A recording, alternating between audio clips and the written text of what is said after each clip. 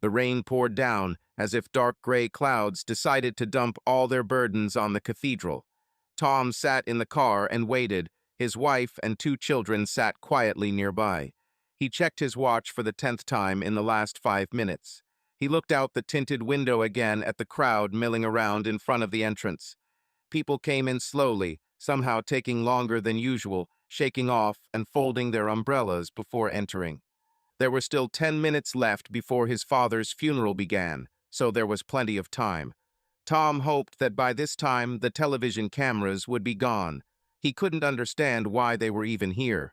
Byron Cameron was a highly successful businessman, but his death from cancer at the age of 71 hardly deserved such attention.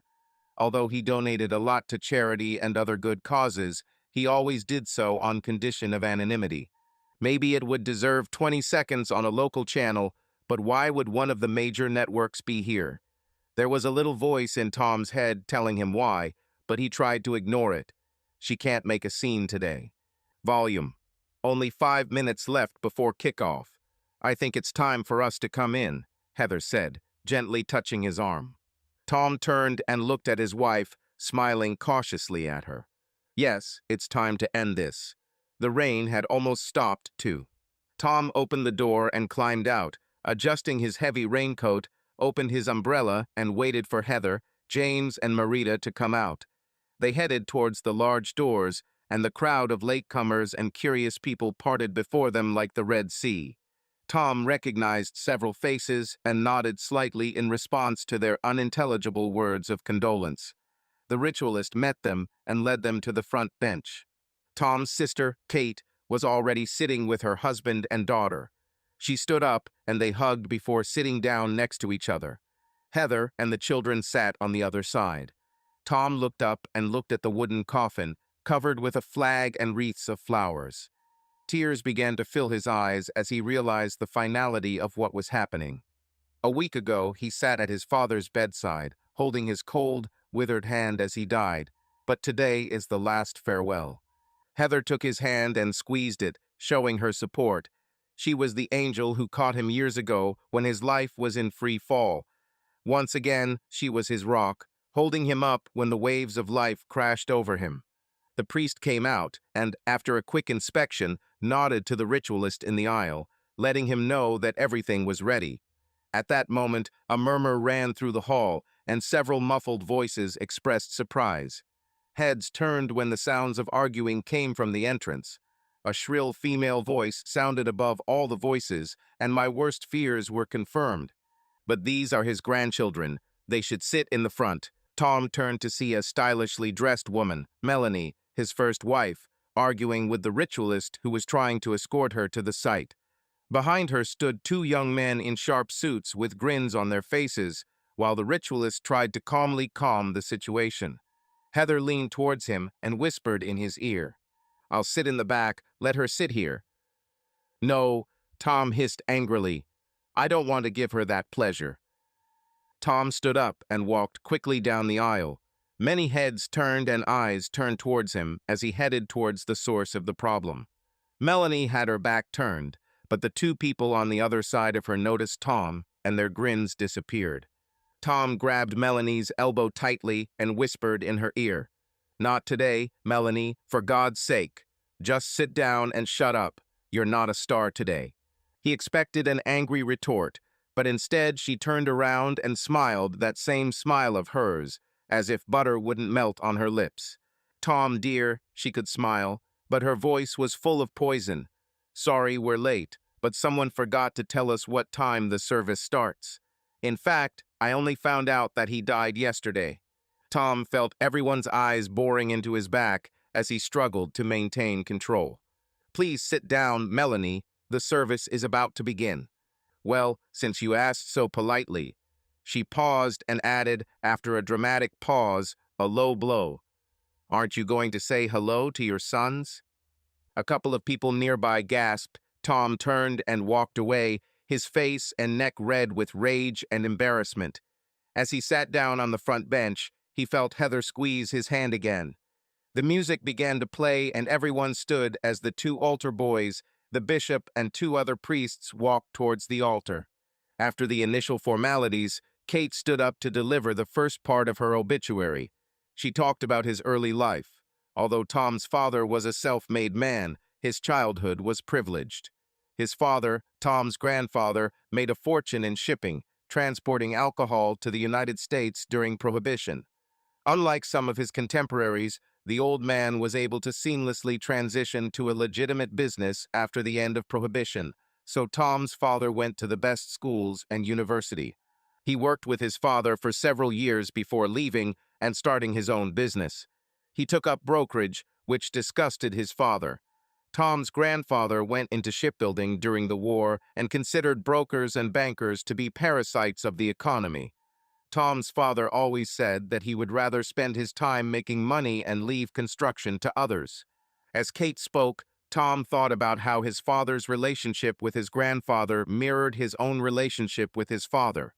After graduating from university, Tom joined the family business, but soon became disillusioned with the pointless pursuit of money. Unlike his grandfather, Tom's passion was not shipbuilding or construction. His desire was to grow things. As a child, on the family country estate, he spent hours in the garden. The end of Tom's first marriage was the catalyst for change. His father's anger was softened by the fact that Kate had joined the firm and had shown more of an aptitude for business than Tom ever could. Using family money, Tom bought a winery in Napa Valley. 5 years later, with a degree in wine and viticulture and a shiny new winery on site, he took advantage of the wine boom.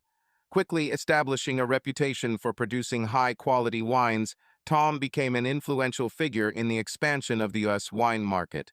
The end of Tom's estrangement from his father occurred 6 years ago. One summer day, Byron unexpectedly arrived in Napa. It was awkward for both of them, but they sat down together. Byron told Tom that he had been diagnosed with cancer. Tom thought that this was the reason for the visit, but Byron had a request for Tom. Tom, now that I have an end date for my life, I'm thinking more and more about my legacy. Isn't it possible to buy that too? Tom answered sharply and immediately regretted it when he saw the pain on his father's face. Okay, I deserve it. Byron reached into his coat pocket and pulled out a folded piece of paper. I read about it last year, and it's something that interested me, and it's something we could do together. Tom was stunned. He took the paper from his father and quickly ran his eyes over it. Do you want us to make whiskey together? Yes, I'm retiring, and Kate is taking over the management of the company. I will provide financing, but you will receive 50% of the project. Byron's eyes sparkled with excitement. Wait, Dad, I'm making wine. I don't know anything about whiskey. I rarely drink it at all. Byron stopped and looked carefully at his son's face. Tom, I know I haven't been the best father, but I've followed your progress here and couldn't be more proud of you and what you've accomplished. I know you can do this. He rubbed his hand over his face, hiding the tears in his eyes. It won't make up for the years we've lost, but I'd really like to be a bigger part of your and your family's lives in the time I have left. Tom remembered the conflicting emotions and confusion he felt at that moment. He sat in his chair, holding the paper while his father drove away. Heather walked out of the wine cellar and placed her hands on his shoulders as she watched the car disappear into the distance. Ironically, Tom was brought out of these memories by Heather's hand on his leg. It's your turn. He looked up to see Kate returning from the pulpit, having finished her speech. Standing up, he hugged her on the way and went out for his turn to deliver his part of the obituary. Kate has already explained most aspects of their father's life. It remains for Tom to talk about the personal journey that he and his father have gone through over the past 6 years.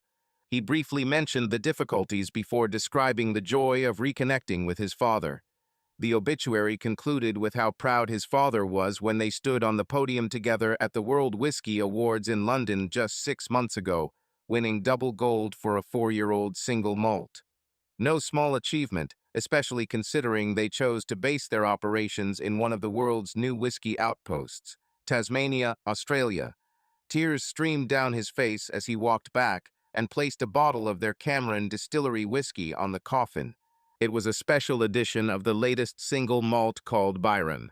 The rest of the service passed in a blur of songs and readings, and it was a blessed relief when the coffin was carried out of the church. Kate and Tom followed with their spouses and children. As he passed the row of seats where Melanie was sitting, Tom noticed her wiping her eyes with a handkerchief. On the street, Tom wanted to immediately get into the car with his family and head to the airport to return to Australia. However, he knew what was expected of him and stayed, accepting handshakes and hugs from family and friends. The local media had already left, but one of the network's cars was still parked across the road. This puzzled Tom until he saw the back door open and a cameraman and sound guy emerged and hurried across the road. They rushed past the crowd gathered around the family and pointed the camera at the doors. As if on cue, a grieving Melanie came into view, supported by her sons. Tom watched this performance in disgust, displeasure written on his face, until Heather took his hand and made it clear that the camera was now pointed at him. Now Tom was even more irritated by this intrusion at such a solemn moment. This was the last straw for Tom. He hurriedly put his wife and children in the car and headed for the wake. The event was private there, so he felt safer, socialized with his uncles and cousins, and even began to enjoy the company until he saw Melanie having a heated argument with her sister about something. By the time Tom made his way through the crowd to the other side, Melanie had already left. "What's happened?" he asked Kate. She wanted to know when her father's will would be read. And what does it matter to her? Don't worry, I told her that her presence is not required. Did she get angry because of this? Yes, it seems like that, but she almost seemed glad that she wasn't included. Tom was sure she was up to something. He didn't know what exactly, but he guessed that it would soon become known. The reading of the will actually took place the next day. This was more of a formality, since Byron had already divided his assets between his two children. There were special bequests for a few long-time employees and also for a few charities, but that was it. Since they were back in the U.S., Heather wanted to spend some time with her family, so they headed to California. The following week, as Tom was preparing to return to Tasmania, he heard his phone vibrate in his pocket. It was Kate. "We have a problem." "Melanie?" he guessed. "Yes, we placed an advertisement in the newspaper asking creditors to contact lawyers if they had outstanding claims against Dad, and it appeared the next day," she explained. "Why did you do this?" "This is a legal requirement before a probate case can be finalized. In any event, we have received notice of intent to contest the will from Melanie's lawyers on behalf of her sons." "Bitch," Tom muttered. "Well, they are their father's grandchildren. It was part of the divorce agreement. No further contact, correspondence, or money." He objected. "This concerns Melanie, not your sons." The word "yours" made Tom swallow. "Are you okay?" Kate asked. "Yes, so what next?" "They want a meeting, so it's scheduled for next Tuesday at our office at 2 o'clock in the afternoon. Judges love it when parties try to reach an agreement before trial. Can you come?" Tom thought for a moment. Heather wanted to stay longer, so a few more days wouldn't hurt. "Yes, I'll be there. Why the meeting?" "They hope for a settlement. Can you come on Monday? We will discuss the amount." "To hell with it," Tom interrupted, using Australian slang to express his displeasure. "We won't give them anything." Kate and Tom talked for another 5 minutes while she tried to convince him to compromise. They eventually agreed to discuss it the following Monday. As soon as the conversation was over, Tom informed the happy Heather that they would remain in the States for another week. She wasn't so happy to learn that Tom would be in New York again next week. He explained the situation and Heather sided with Kate, saying they should just give Melanie some money to go away. Trying to put it out of his mind, he stayed in California with Heather and the children. Most of the time it worked until Friday came when Kate called again. "Are you near the TV?" she asked. "Yes, but what?" Tom answered. "Turn on Channel 6. There is a program there that will interest you." Tom turned on the TV, and the show had just returned from the commercial break. The presenter presented the story. In the background behind her was a large image of Melanie crying at the church door. "Today is our special report about our colleague. TV personality and NBC talk show host Melanie Shriver always brings us a smile and a laugh, but behind that mask lies a gaping wound that still haunts her to this day. The broadcast continued for another 20 minutes, and in terms of the level of impudence, it was like a chainsaw massacre. It was a typical tabloid evil husband story, portraying Tom as a lustful creep who abandoned his wife and two sons. Melanie was portrayed as a virtuous, devoted wife, forced to continue her career to support her two sons. Eventually, it became too much of a burden for her to bear when her forgotten sons were disinherited by their wealthy grandfather. Tom had to grudgingly admire the way it was all presented.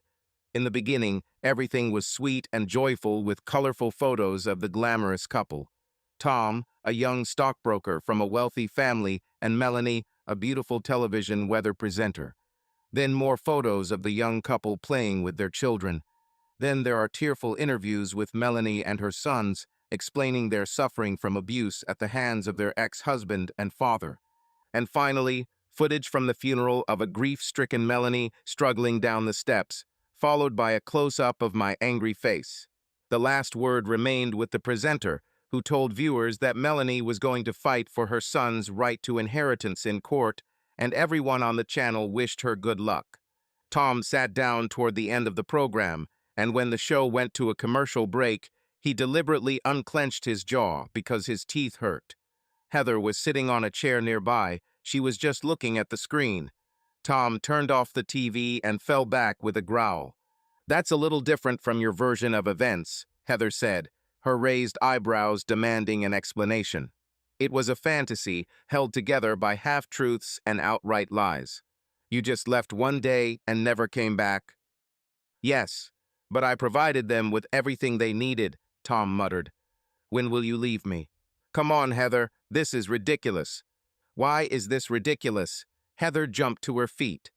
"They're not even your children," she shouted, pointing to the room where James and Marita were sleeping.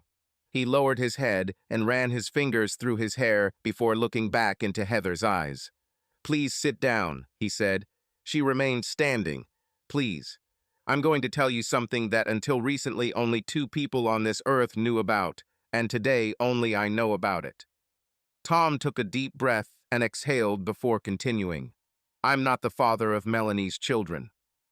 "What? Why am I only finding out about this now?" "Because being deceived for 5 years is not something to be proud of," Tom sighed. "So you knew she was sleeping with someone else?" "No, I found out about it a week before I left." Tom could see that Heather was still skeptical. "Okay, I'll explain. Melanie's second son, Tom Jr., was 6 months old. She was returning to work as a weather anchor on an NBC morning show. Over the past 2 months, she has been working out madly to get back into shape ahead of her release. On the eve of her first broadcast, she told me bluntly that Tom Jr. would be the last child and I should get a vasectomy as soon as possible. I thought she was joking, but she said there wouldn't be sex until I was safe. She worried that another maternity leave could mean the end of her television career. I was reluctant to agree because I was still young, but thinking that our marriage would last a lifetime, I made an appointment for the following week. Dr. Nelson was also surprised by my request, but after a few questions he saw that I was serious. I filled out the forms and he scheduled me for the following Friday in day surgery. On the way out, he handed me a test bottle and directed me to a room next to the toilet.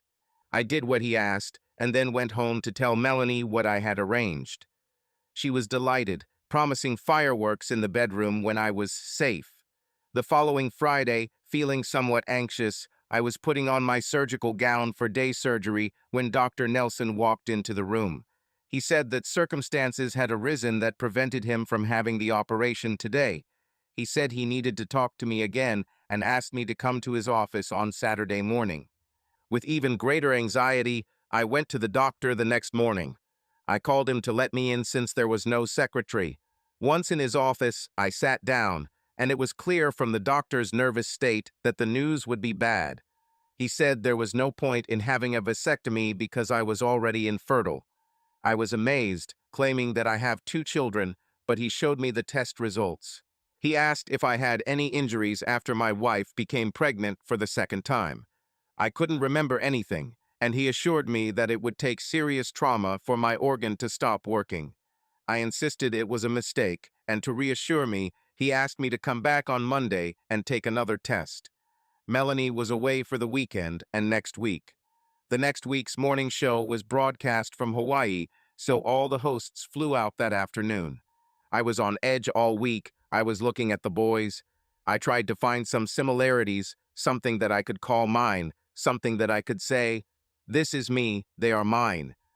I took another sample on Monday and came back on Friday for the results. There was no mistake. I was infertile. The boys couldn't be mine. Melanie flew in that afternoon and I left. It took 3 days for my father to find me, drunk in a dirty room in a cheap hotel. I told him what happened. Melanie and I got divorced. I hoped that would be the end of the story. Didn't you want to punish her? You paid for private boys' schools. Why the hell did you do that? Why didn't he brand her and bring her out in public with a scarlet letter on her forehead? Oh, I wanted to do this and much more. But I didn't want to be called an impotent man whose wife slept with other men. I was 27. I didn't want to be a laughing stock. Tom lowered his head again, and Heather sat down next to him. "Why didn't you tell me about this earlier?" she asked quietly, placing her hand on his shoulder. "It was too difficult. It was easier to just say I got divorced and had a vasectomy." "Well, everything has returned and is haunting you. Melanie must have been very angry with you." "Now, yes. At the time, not really. Don't believe this sob story you just saw. I think she even breathed a sigh of relief when we got divorced. She was only interested in money." Heather sighed. "What are you going to do? Do you now have the courage to tell the whole world that you are infertile?" Her comment was a joke, but there was still poison in it. "Yes, this time I won't hide. I'm even looking forward to it, if you want to know. Do you want me to go with you for moral support?" "No, you stay with your family. Who knows when we will be able to return here again." Tom felt miserable and looked the same. "Come on, sad sack, let's go to bed. Looks like you need a little cheering up." The next day, they went back to Heather's parents to tell them about the change in plans. Tom noticed as soon as they arrived that his father-in-law and mother-in-law had also seen the television show. When the children were outside in the pool, he explained that this story was a complete fabrication. Tom didn't go into detail, but Heather supported him, and the tension disappeared. On the plane flying back to New York on Sunday evening, Tom wondered what he should do. It will all end quickly as soon as he explains that the children are not his. He assumed that he would have to obtain irrefutable evidence, hoping Dr. Nelson was still around so his early medical records could be retrieved. Kate's driver met him at the airport, as she herself was at a charity event. Stretched out in the back of the limousine on the way to Kate's Central Park apartment, Tom thought that maybe he should have stayed in the family business.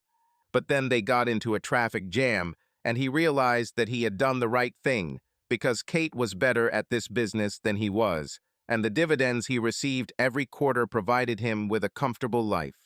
Tom greeted Kate the next day at breakfast. She was already dressed for work, sipping coffee and leafing through the newspaper. He was about to tell her his little secret, but she stopped him. "House rule, Tom, no business conversations at home, everything at work." "That suits me," Tom replied, glad that he didn't have to discuss it for now. Kate told him that she had a few more meetings scheduled before he arrived, and the lawyer wouldn't arrive until 11, so she would send the car to pick him up at 10:15. She left with a kiss on the cheek, heading to work with her husband. After Tom ate, he went online and looked up information about Dr. Nelson. It turned out that he had risen through the ranks and was now an assistant professor, combining teaching and working at a university hospital. In a short email, Tom asked how he could obtain his old medical records. When Tom arrived at Kate's office, the lawyer was already there, talking to her. The secretary led him into the office, where they were introduced to each other. It looked like the lawyer and Kate had already worked out a strategy and were now trying to convince Tom. "Tom, Kate brought me up to date on the matter, and we have developed a strategy that we believe will minimize the damage, Jeremy's lawyer began. He continued to talk about how it was not advisable for the case to go to court and how important it was to keep everything within the family, Kate adding remarks from time to time to support key points. Tom just sat there and listened in silence until Kate and Jeremy spoke up and finally asked his opinion. "I don't think we should give them a cent," he replied coldly, to which Jeremy rolled his eyes and looked at Kate. "Did you even listen to us?" Kate asked irritably. "Yes, and you made a very good case, but I know something you don't know, and that's why I say they won't get a dime." "Okay, smart guy." Kate was clearly annoyed. "What is this precious knowledge? I am not the biological father of these boys." "What?" Kate's voice rose an octave higher. "I found out I was infertile when I was about to have a vasectomy." "So that's why you left her." Kate finally understood. He nodded and Jeremy still looked puzzled. Kate filled in the blank. "He just left one day and never came back." Get a copy of that episode of the program where Melanie was. There, this circumstance is blown out of proportion, Tom added sarcastically. "Do you have any evidence of that time?" Jeremy asked, like a real lawyer. "I tried to contact the urologist I went to for my vasectomy. I hope I can get a copy of my medical records. Looks like it's an open and shut case." "Obviously." Jeremy checked his notes. "Melanie didn't know about your condition." "No, I never discussed this with her." "Well, it seems I understand everything. Unfortunately, my company won't make much money from this, but you'll certainly be happy about it." Jeremy stood up, shook Tom's hand, and then Kate left. When he left, Kate turned to Tom. "Did Dad know?" "Yes, he helped me with the divorce." Now a lot has become clear. I could never understand why he didn't try harder to maintain a relationship with Melanie and the boys. I thought they were his only grandchildren. Well, you know, biological, because James. Kate didn't finish her sentence, even though it was perfectly accurate. That's why he didn't want people to know. He didn't want to be treated like a crystal vase with friends and others tiptoeing around him. "It's okay, Kate, I understand what you mean. See you tonight?" "Yes, both Brian and I will be home for dinner." Tom left and walked around the area before getting into the limousine and returning to Kate's apartment. Later that night, as they sat having drinks before dinner Kate's husband had brought home, she turned on the TV. Switching channels, she stopped at one of the talk shows. 5 women sat around a table discussing current events and how terrible men can be. The presenters introduced the special guest of the day, Melanie. She walked onto the stage, smiling and waving to the applauding audience. "Do you mind if we watch?" "It will be funny, knowing what we know," Kate asked with mischief in her voice. Tom smiled and nodded, although he was also interested in what she would say. It was a repeat version of the previous show, but with a live studio audience. As Melanie explained how she worked courageously for her children, the audience stood and applauded. Tom was about to ask Kate to turn off the TV when one of the presenters asked an interesting question. "Is it true that you have a book coming out soon?" It was supposed to be a secret. "Girls." Melanie laughed, clearly according to the script. "So, it turns out, what else is the reason for all this advertising for her book?" This explained the timing of most events. His father's death probably just coincided with her plans.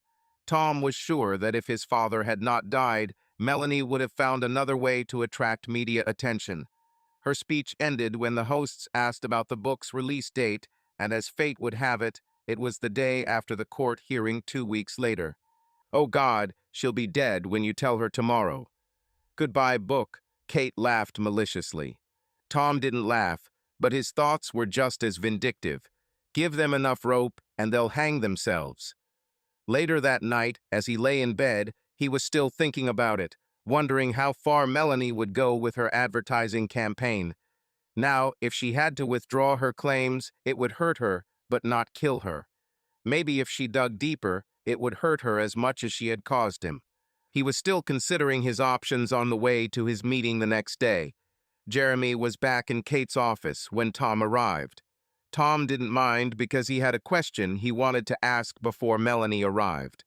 Jeremy, do we have to tell Melanie right away that I'm not the father of her children? It was impossible not to notice how puzzled Jeremy was by this question, so Tom explained. I mean, isn't it? Is there a disclosure process where you must share facts with the other party? Yes, there is a discovery period, but it comes after the first court hearing, when the case is brought up for consideration and before the court itself. So we are not at the discovery stage yet. No, not now, but why delay? If your urologist confirms your story, then it's a win-win. Kate handed Jeremy the folder. This came from Dr. Nelson's office this morning. He leafed through it, then raised it up. This is your ticket to never hearing from this woman again. Kate intervened again. I think my brother wants revenge. Revenge or justice? Tom answered, with a malicious smile on his face. I don't understand, Jeremy said. You can have both today. I want more. Melanie has a book coming out soon and has already appeared on television twice in the last 5 days to promote it. I think she will do even more in the next 2 weeks. Isn't this something you would like to avoid? Jeremy asked irritably. Usually, yes, at any cost, but this time I want it. I want every person in this country to hear her sob story. I want all newspapers to follow the date of the first court hearing. Damn it, I want all the TV networks to point their cameras at the courtroom so that when she is exposed as a cheater, everyone will watch her eat her words. By the time Tom finished his monologue, he was standing, his face bright red with excitement.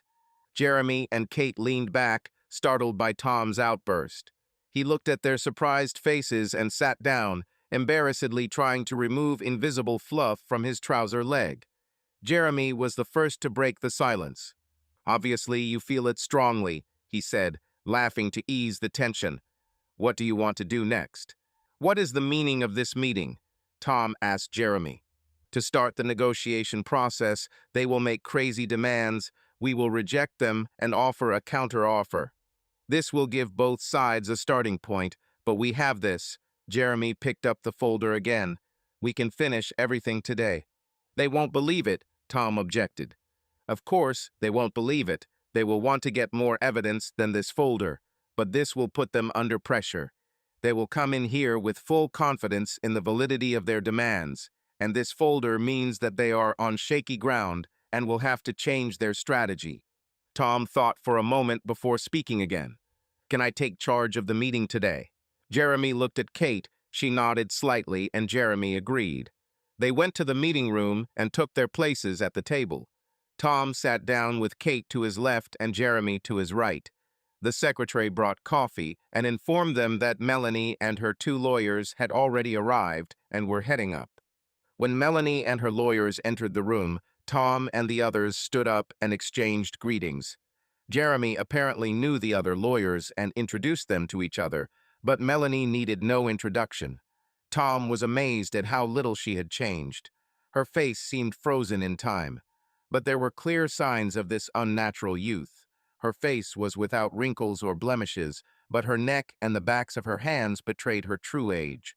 Moreover, when she smiled, only her lips moved, her forehead and eyes remained motionless.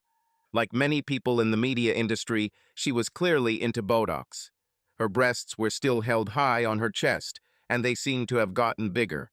Below, there was a thin waist, then rounded hips, which had always been her weak point. The photographs shown on television from their last family vacation told only part of the story of those 10 days.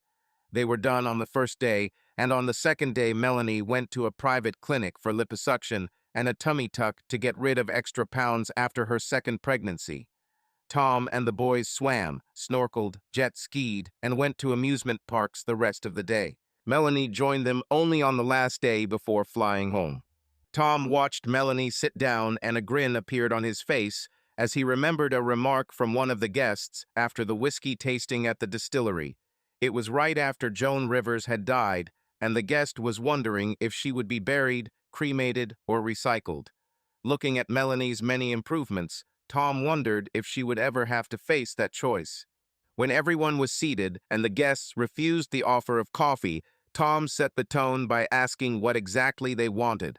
One of Melanie's lawyers pulled out a stack of papers from his briefcase and handed 3 copies each to Tom, Kate, and Jeremy. Tom leafed through them while Melanie's other lawyer outlined why their offer was fair and reasonable. Fairness and reasonableness were not the words that came to Tom's mind as he read the document in front of him. After all, they wanted 30% of his father's inheritance, including the brokerage firm and all the real estate.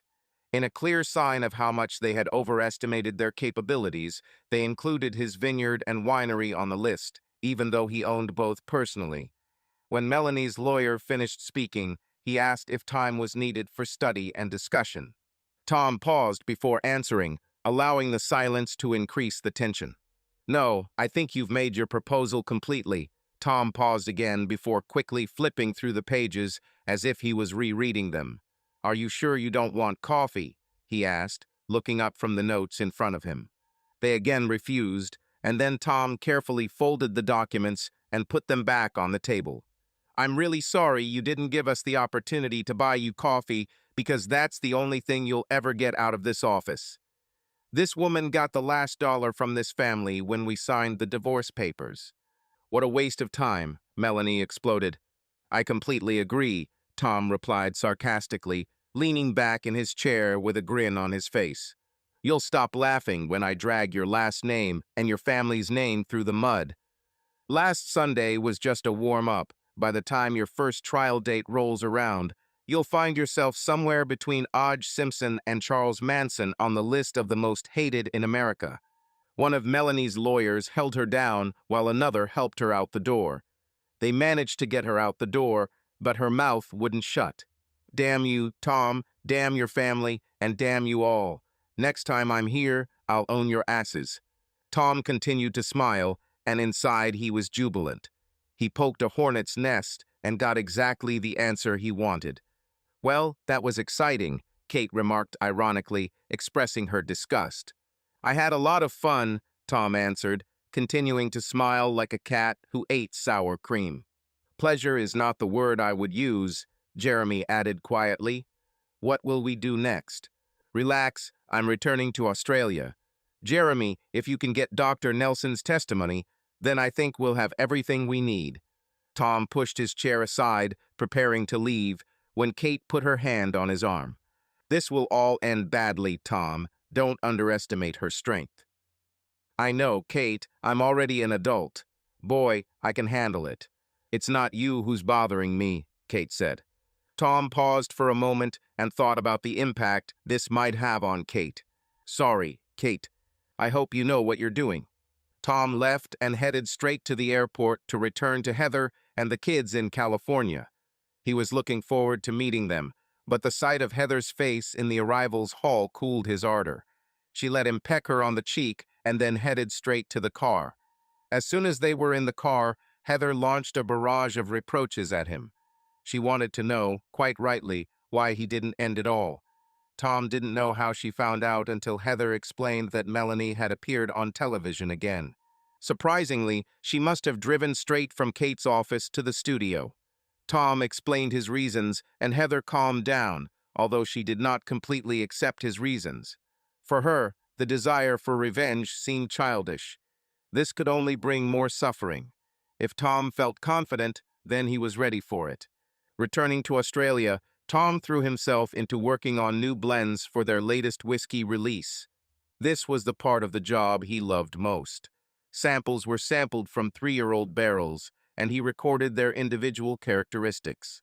Then came the fun part, mixing small quantities from different barrels in different proportions in search of the perfect combination. He often forgot about time, so immersed in the search for perfection. More than once, Heather came to the distillery worrying why he was still not home by 9 o'clock in the evening. It was a blessing to be so busy because even though he was half a world away from his problems in the U.S., the global nature of media meant it was all still on his doorstep. For the first week, Kate kept him up to date on Melanie, who had become a living billboard. She flew around America, giving interviews to newspapers, radio, television, and magazines. One of Kate's friends, a major figure in the publishing world, told her that the buzz Melanie was creating was driving pre-orders for her book. The original circulation was set at 20,000 copies, but has now increased tenfold. The same number of people signed up to receive the electronic version 1 minute after midnight on the day after the trial. In the second week, the inevitable happened. Local media realized that they had a juicy global story at their fingertips. The interview request was declined by Tom, but a couple of days later, when he was called from the basement to the tasting room, he learned that there was a film crew there who wanted to make a story about the distillery. However, when the questions became personal, he ordered them expelled from the building. The result of this was shown on television the next evening. In both countries, they showed footage of him ordering two burly workers to lead the film crew out, and of him refusing to answer questions. This aroused interest in the mysterious American from local residents.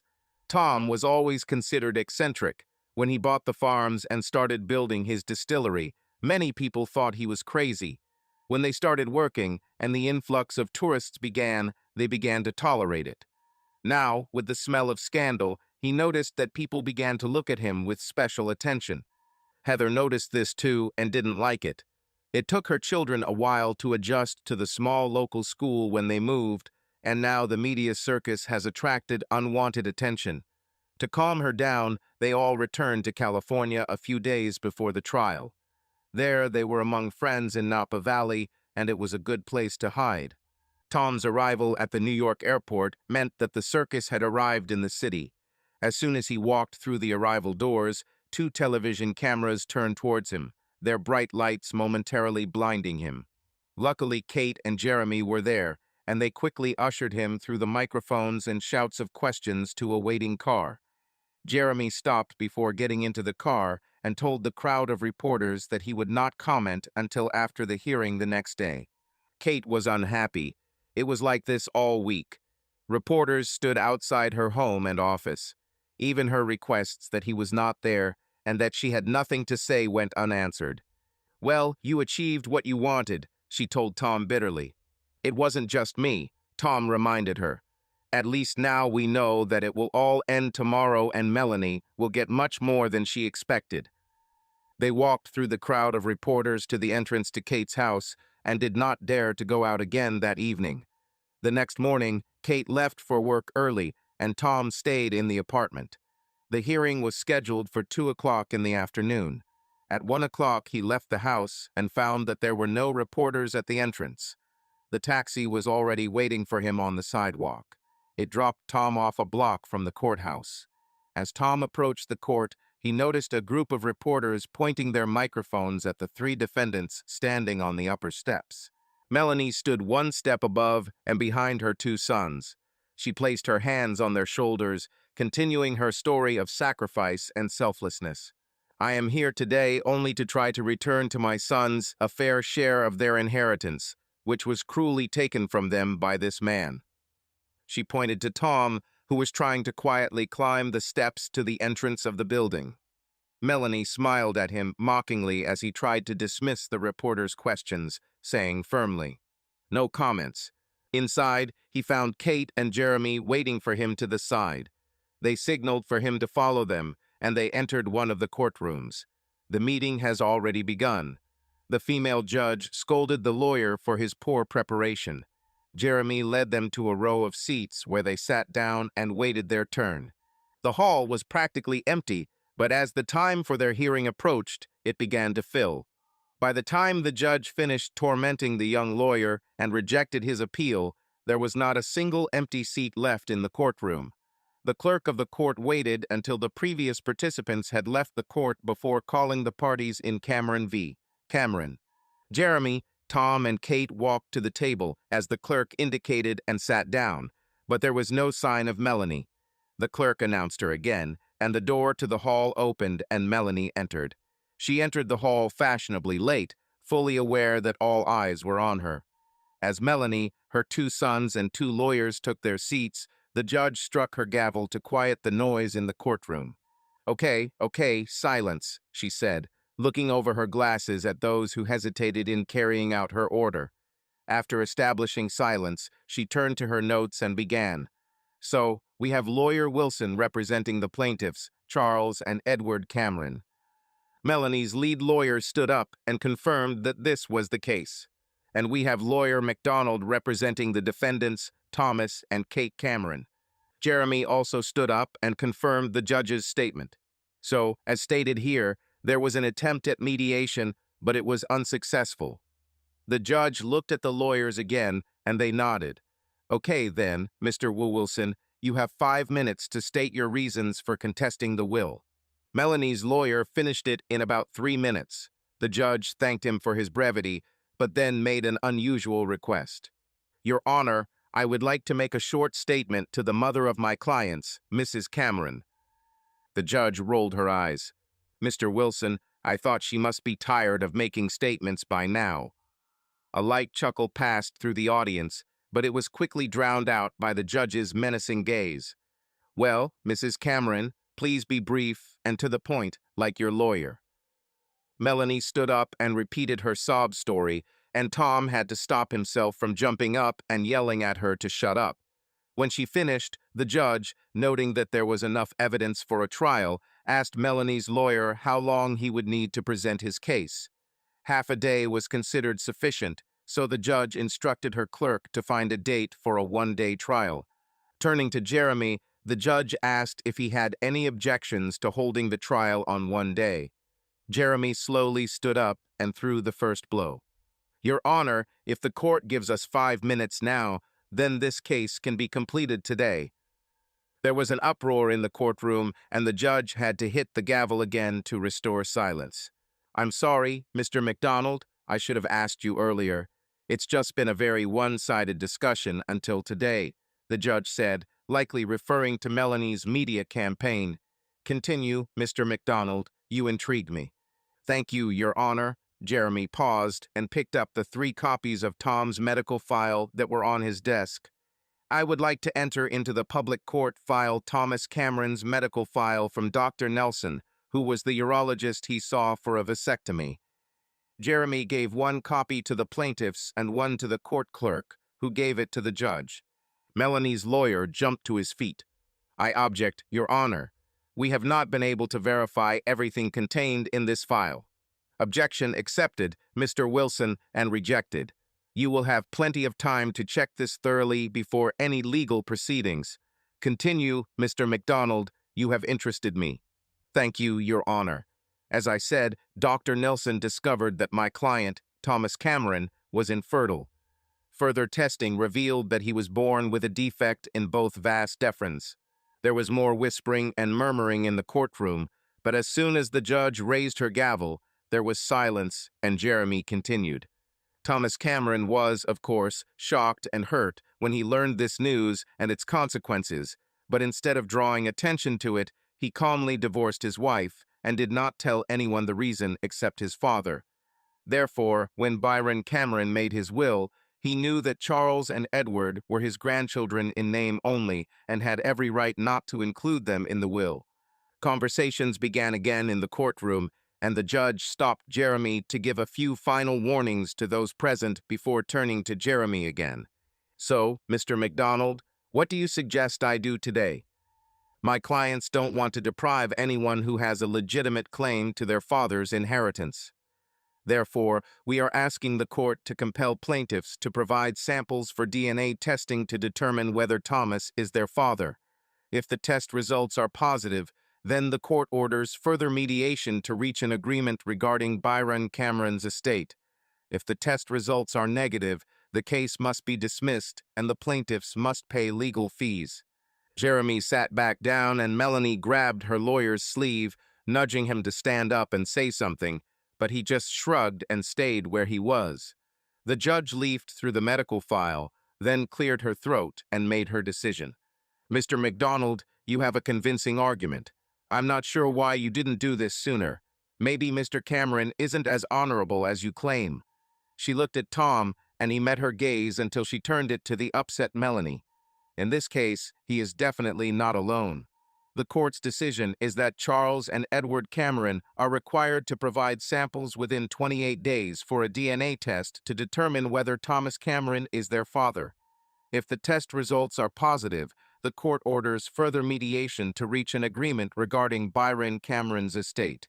If the test results are negative, the case must be dismissed and the plaintiffs must pay legal fees. The judge hit her gavel and the room erupted. Tom stood up, hugged his sister, and shook Jeremy's hand. Charles and Edward quickly left the courtroom, and Melanie's lawyers tried to remove her, sobbing from the courtroom so that other lawyers could take their places. As Tom walked by, he heard Melanie complaining to her lawyer. But he was old. He said that he was fixed. I just wanted to rest. Tom stopped, realizing the meaning of her words. He realized who the real father of these boys was. What was that? Kate asked as she passed by. I'll tell you on the street. As they reached the courtroom doors, two doormen opened them, and what seemed like 1,000 camera flashes illuminated them. The reporters shouted questions, but Tom and Kate just lowered their heads and made their way through the crowd. When they reached the steps of the courthouse, Tom began to worry that someone might get hurt in the crowd, so he stopped. Raising his hands, he called for silence, and when the reporters fell silent, he made a statement. The last 3 weeks have been very difficult for my family. Discussing aspects of my personal life in public was humiliating for me, and the resulting media frenzy had a negative impact on our lives. Today, this issue has been finally resolved, and now I would like to return to private life. I ask you all to respect the privacy of me, my family, and my sister's family, and leave us alone. Thank you. He began to walk down the steps, ignoring the reporters who continued to shout questions. Tom didn't pay attention to them until one of the questions hit him quickly. Mr. Cameron, are you going to file a counterclaim against your ex-wife for libel? Tom stopped, turned, and the microphones again rushed to his face. Like I said, this is where it ends. I don't get any pleasure from what happened today. Well, it was a lie, but Tom tried to sound sincere.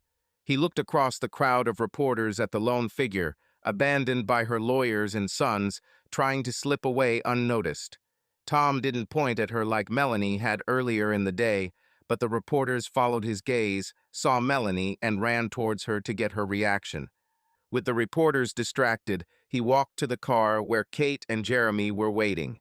In the back seat, Kate opened a bottle of champagne, but Tom didn't feel like celebrating. To him, I just wanted to go home. It occurred to him that this was the first time he had truly considered Tasmania home. Perhaps one day he will become an Australian. Of course, for the locals, it will always remain a septic tank. Kate tugging on his hand brought him back to reality. So what was Melanie talking about when we left? I think I know who Charles and Edward's real father is. Melanie got her first job in television, doing weather forecasts for a local news channel, when she was hired by Old Man Harlan. He owned and operated that very station, and then her career took off. Obviously, her big break didn't come without some accompaniment. Trevor Harlan, Kate asked in disbelief. He was an old man. He must have been over 70. I think that's why she thought nothing would happen. But why didn't she have more children? When she got a job at the TV channel, she no longer needed him. Maybe she'll sue him for money, Jeremy suggested. Perhaps she already has enough courts and lawyers. And anyway, I don't care anymore. They dropped Jeremy off at his office and headed straight to Kate's apartment. A couple of glasses of wine and an early dinner brought home by Kate's husband rounded out the evening, and Tom was ready for bed. Before heading to the shower, Kate turned on the TV, and the talk show was back on the screen, where Melanie began her media offensive. It was strange to see my face and hear my voice on the screen. They showed most of his statement outside the courthouse, and then Melanie hiding her face as she tried to run away from the cameras.